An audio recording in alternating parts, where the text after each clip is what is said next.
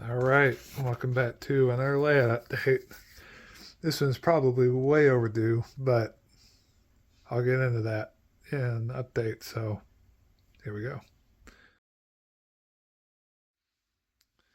All right, this is gonna be a light update for the end of November 2025. So yes, it has been a year at this point since I've done one. That was not the plan, but stuff happened. Go figure. Um, so before I get into the new purchases and whatnot, I'll give you guys a brief overview around here because I know I have for a fact I have a couple new subscribers on the channel and they haven't seen the whole layout. And for some of the rest of you, it's been a minute since you've seen the whole layout. So we'll go ahead and start with that. Um, Really brief overview. Prototype is Hawking Valley. They became part of CNO, but I'm freelancing as if they stayed independent. So era is 1954. Locality is basically Logan to town that is a combination of Haydenville and Nelsonville, Ohio. And then the end staging yard is Charleston, West Virginia, and Toledo, Ohio. So going to be mostly coal with some overhead scheduled freights and auto parts box cars on the through freight. So that's the main era.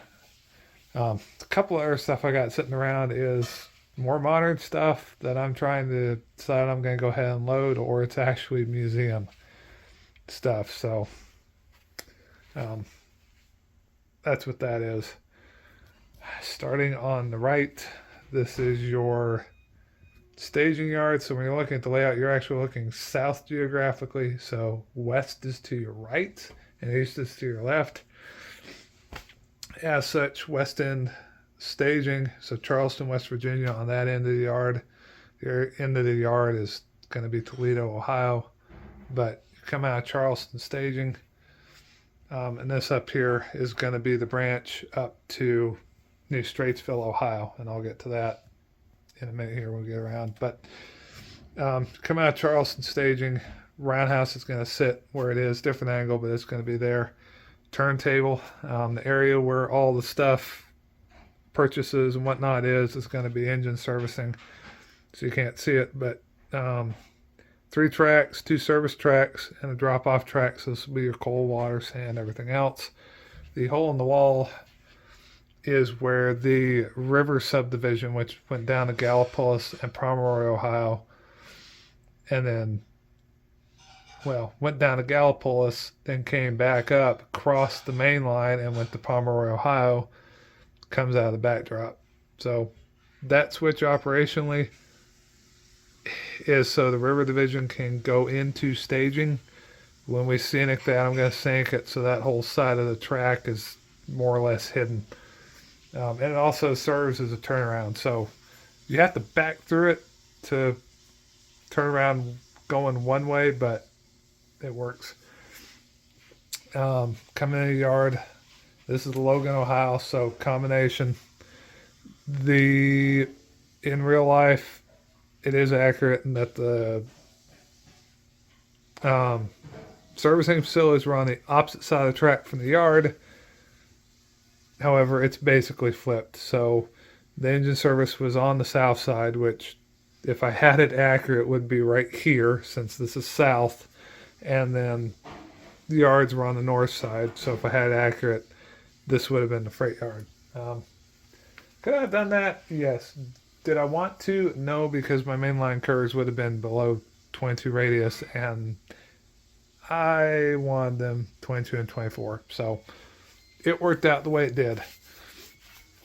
Spurl on the back represents the industries. So most of the industries were on what's left of the Straitsville branch, because in the 30s, along with a lot of the others, it actually got torn up. And the portion that was left to serve New Straitsville was reached via where the Monday Creek branch ran into the Straitsville branch of the Y connection. And about 5 miles of the Straitsville branch was left for industrial customers, and that's still there today because there's a few. So The main line to Logan is intact. It's Indiana, Ohio. Up to Nelsonville, it's Hocking Valley Scenic. The part to Athens is, and all the branches is abandoned. The former K&M is now Norfolk Southern, and that's about all that's left running.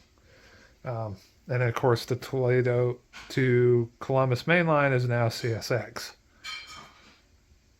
But Logan, downtown Logan, Spear Road with T. You come around, this is basically going to be scenery. Straight track is the river division. And then where all that stuff is, which is the stuff I said I want to go ahead and get rid of, you're going to have a spur, and it's going to be a pulpwood loadout. So lift out goes right in here. I'm working on that right now. I'm waiting for Bridges to put in it, and then I can get it going and actually run trains all the way around the room again. This is other stuff. So like I said, some of that is club cars. A couple of them are mine. I do have a little bit of modern. I have a cold drag. But you come across this whole size of amalgamation of Haydenville and Nelson, Ohio, and pardon the little bit of stuff that is actually sitting on layout. But the concept is one side of town is Haydenville, and the other side is Nelsonville. And I got to the point where I was here, and then I realized, oh, I'm an idiot, because I wanted to lay out to where you're looking north geographically. I realized to do that, I just would have had to literally flip everything around mirror image. Could I have made it work? Yes. But I said, you know what? I can switch everything southbound. It's going to be correct geographically. And part of the main reason for that was you hit, on the rail thing, you hit Haydenville. Then you keep going west. And then you hit Nelsonville. So again, you're looking southwest this way. So yes, I had that backwards earlier. East is to our right. Yeah, no, I didn't have it backwards. East is to the right, west is to the left, Haydenville, westwards to Nelsonville. That is going to be the Anchor Hocking Glass Company. Same company that makes the glass where it is labeled that. That's where it's actually made, is in... Hey, sorry. I'm thinking of our town. Hocking Indiana Fireproofing, I believe it was called, something like that. Haydenville Fireproofing Company. There was a fireproofing there. They did bricks, blocks, that sort of stuff. Team track with a pig ramp, because 1954 there was TOFC. It was the beginning, because Trailer Train was formed in 1953. So period trucks on 54-foot flat cars with single hitch. Early TOFC. It was still railroad done. There really wasn't TTX at large at that point. Siding for a runaround. The spur, like I said, pig flat depot, and then grain elevator right here. You can't see it because it's buried under the 3D printed bridge. You can kind of see it right there. Two turnouts. Those two tracks come here where the black lines are, siding, main line, and then it goes. Then this is project for a friend of mine. It goes underneath. There will be, where is it? A bridge right there where you see the gap. Another piece of sub-road bed. It crosses the second level of tracks up here and gets up to this. And then curve, and this whole straight is going to be New Straitsville. That is going to have to be modified because the grade going up to it will be 6% if I try and get to that height. So the top has to be there to be at 4%. So that's going to be interesting, but that's pretty much an overview of the layout. And then the main line goes, the back wall comes downgrade. This is going to be, there's a creek right here. It's going to go underneath. That's going to be a ridge. That's going to be a ridge. And then obviously the track disappears, and the lift out, which is sitting on the floor right there, slides in here. It takes that single track, fans it out to 4, and of course you have the right end of staging yard, which is representing Toledo, Ohio. So that's really brief overview of the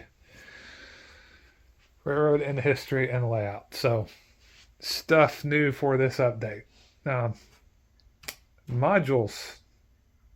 We've done a couple of shows, fixed a bunch of stuff. I had to rebuild the Y. We had to build two corners for Rich because of stuff happening, and that became a retro issue. Other than that, I really haven't done anything in here because I'm waiting on stuff, so I can't hook the main line back up yet until I get the bridges I need to do that lift out. Used a bunch of my screws on some other people's freight cars. Some of mine, I need to reorder those and just little stuff like that. Recently, however, and last weekend actually, a couple things. So, did finish getting this off of the workbench. This is a Kansas City Southern exterior post box car. I do have a single modern freight consist that's about 2005 era, so this is going on it. Gave it usual treatment. Trying to get this where you can actually see it in the light. I just realized you can't. There you go. Painted the under frame in the white gray, metal wheels, Katie's, and this is just a regular blue box car. And then, of course, I got it put up to NMRA weight, plus an extra 1/4 ounce overweight because I overweigh my cars. Also picked up a while back and had to put the screw back in, but finally, one of the Broadway limited stock cars with sound. This one is Hogs, so that's pretty neat. One of these has been on the list for a while, and I finally ran into it. Me and some other buddies picked up an estate collection, and this was kind of in it, so this is one of the things I claimed as payment for my share of cash I put up to buy the collection. But picked up that, finished off that car. Also picked up a used Walters Auto Rack, which is out at the club right now, otherwise I'd have it in the video. And then Rich went up to a train show in Indiana a couple weekends ago. And I need to write him a check when I get a chance here in 3 or 4 months for this, but picked me up a UT6D, which is very nice to finally have one of these things. So for those of you who don't know, I run the railroad with the Digitrax system, and this is their utility throttle. Single knob, just like, well, let me grab one of them, one of my older generation throttles.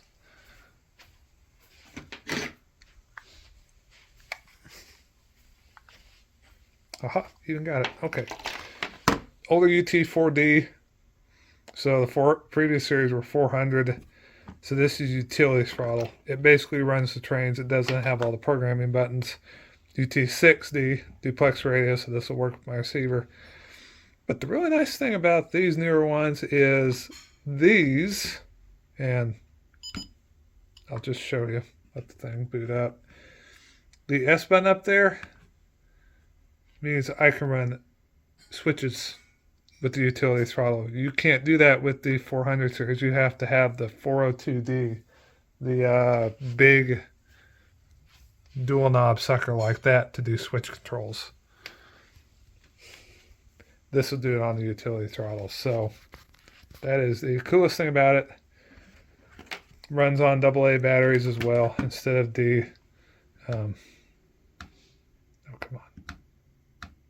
Oh, I gotta go out of switch mode and then I can turn it off. Turn the thing off. Anyways, very, very glad to have one of these.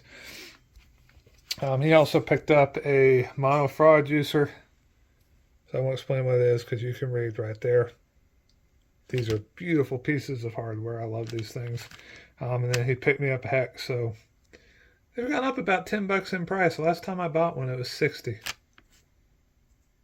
And this one with the discount Rich got on it, which is a pretty nice discount, was $73.95. So ouch.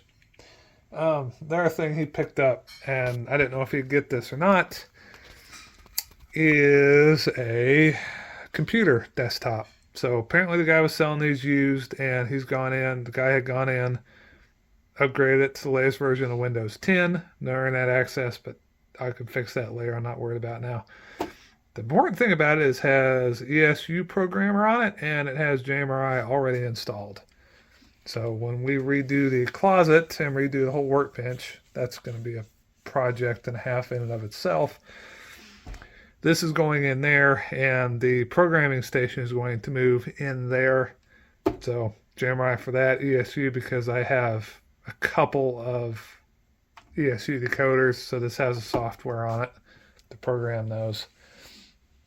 And then JMRI, so all I have to do is hook up to the layout and JMRI to run the operations, obviously, and the signaling. So plenty of USB ports on the back, so I can do a dual monitor setup if I need to. And I've got all the connections to hook it up to the printer as well, which will be very nice. So yes, that has been on a list to get eventually. So that box can be ticked off. And other than that, that's pretty much it. So we're starting to get into Christmas. We're going to start working on scenery for the modules because June of next year we are taking them to the Anna National in Chattanooga, which is only 2 hours away from here. So we're really looking forward to that. But we got to start working on scenery. But it is Christmas, so come in here, do some stuff on the workbench. Got freight cars that need to be worked on, and there's a couple of engines that are waiting decoder installs for some people. So that'll be nice to fiddle with one of those again. It's been a while since I've done it. Other news, I'm waiting to get it back, but I'm having some work done on a Challenger. Guy's finishing up the install. One of my buddies from Birmingham is finishing up putting sound in a couple of SD60Ms I bought off of Eli last year. So Earl's just waiting to get the speakers in those things, and then I'll pick them up and I'll have power for the cold drag. A second set. In addition to the set I am very, very slowly working on putting together based off a photograph. And I don't know if I can find the footage of it. I might not be able to. But also the Colorado and Southern 210-2. I have finally upgraded from the old QSI decoder to a Soundtrax Tsunami. So had that done about 3-4 months ago. And it runs beautifully. Of course, once I get it back. But my luck, the driving axle needs replaced. So it was not the fault of the installer. It had the original driving axle, and the P2K steamers, the older ones, are kind of known for sometimes having the driving axle gear on the driving axle split. So there's an extra one in the box, which is why they put them in there when they made these things back in the 2000s. So I sent it off to a guy, and he's going to go ahead and swap that part out. And it'll be back and running. So I'll do a little video on that because I am rather impressed with the Blue Nami decoders now that I've got it. But that's pretty much what's been done on the layout. So video's sitting at 19 minutes already.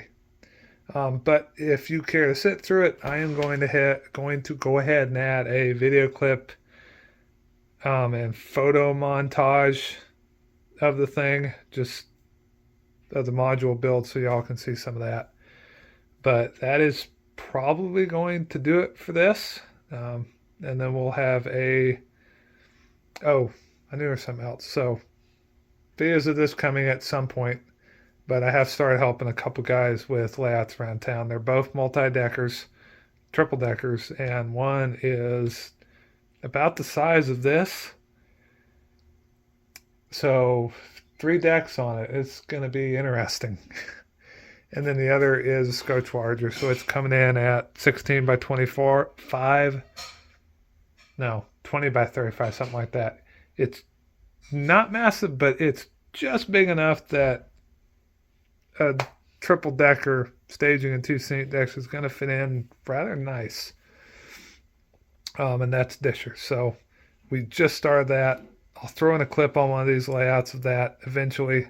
There isn't enough bench work really to warrant an update yet. But that's pretty much what we've been doing. So as always, thank you all for watching. Shout out to the new subscribers who joined. Apologies for not remembering your names off the top of my head, but welcome to the channel. Hope you enjoy the montage, and I'll see you on the next video. Thanks, y'all. Catch you next time.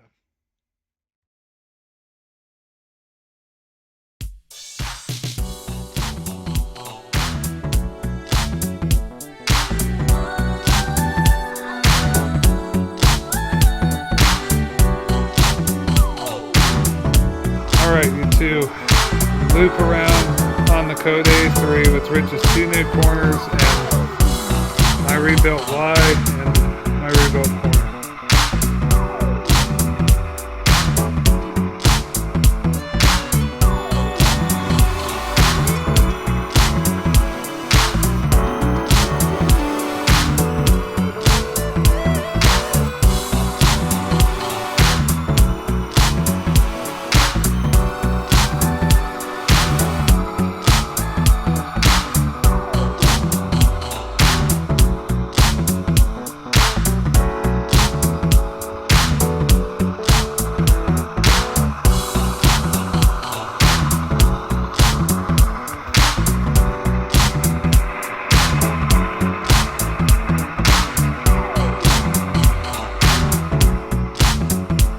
There you go, Stevens. You want a video proof that the rebuild and the modules work?